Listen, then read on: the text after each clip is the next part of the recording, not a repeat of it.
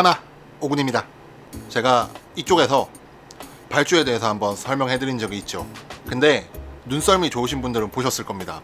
현재 재고 옆에 적정 재고라고 해서 컴퓨터에서 알아서 지금 현재 이 제품의 적정한 재고가 몇 개다 라고 얘기를 해주는 건데, 과연 편의점에는 몇 가지 물건을 몇 개씩 갖다 놔야 팔릴 것인가, 오늘 한번 알아보도록 하죠.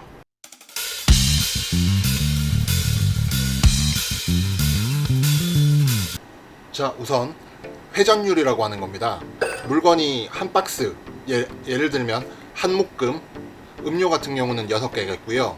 아니면 과자 같은 거는 20개, 30개, 컵라면은 12개, 16개, 30개, 이런 식으로 한 박스, 한 묶음이 들어왔을 때 그게 전부 팔리고 새롭게 발주를 넣어야 되는 그 하나의 사이클, 한 사이클, 그거를 회전율이라고 하는데, 그런 회전율 같은 거랑 하루 최대 판매량, 예를 들어서 새우깡이라는 제품이 하루에 5개가 팔린다.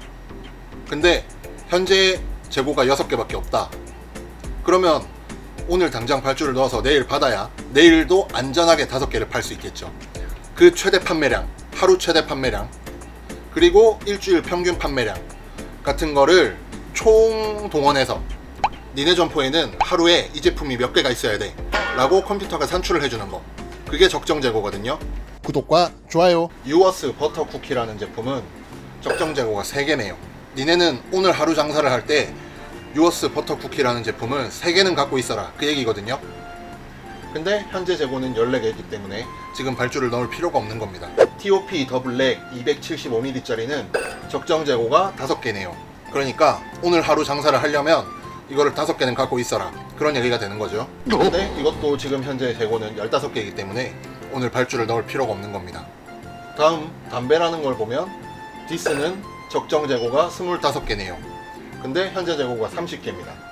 말씀드렸지만 저는 좀 재고를 넉넉하게 가져가는 편이라서 항상 컴퓨터가 산출해준 적정 재고보다는 많이 가져가는 편이에요. 그렇기 때문에 지금 당장 발주를 넣는다라고 하면 이 디스라는 제품은 저는 한번 발주를 넣을 것 같네요. 자, 컴퓨터가 산출해준 적정 재고라는 게 뭔지를 봤습니다. 근데 이만큼만 항상 갖고 있으면 되느냐? 그렇지가 않죠. 자, 봅시다. 예를 들어 이쪽을 한번 볼게요. 컵누들, 베트남 쌀국수 같은 경우는 잘 안 나가는 제품이에요. 적정 재고가 하나라고 이렇게 하나만 진열을 했다고 칩시다.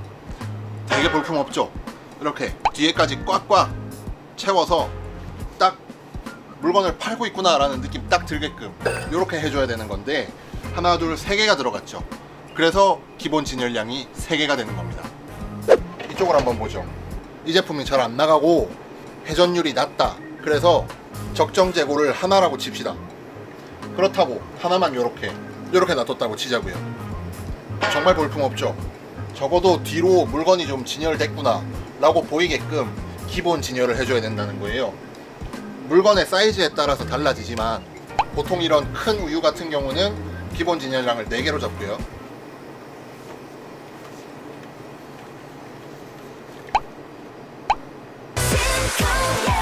그 다음에 이런 작은 우유 같은 경우는 기본 진열량을 5개로 잡아요. 마찬가지로 음료 쪽을 한번 볼게요. 안쪽으로 음료가 가득 찬 게 보이죠? 이런 얇은 캔 같은 경우는 보통 10개에서 12개가 들어가요. 그리고 이런 뚱뚱한 캔, 뚱캔 같은 경우는 보통 8개에서 9개가 들어갑니다. 풍성해 보이는 진열이 되게끔 기본적으로 진열을 해놓는 개수, 그거를 기본 진열량이라고 부르는 건데, 기본 진열량은 꼭 맞춰야 될 필요는 없어요. 적정 재고량만 맞춰서 스프라이트가 적정 재고량이 3개다. 그래서 3개만 갖다 놨다. 그러면 한 사람이 한 번 꺼내면 끝이죠. 더 없어요? 없는데요. 그러면 장사 망하는 겁니다. 한 사람만 보고 장사하는 거 아니잖아요.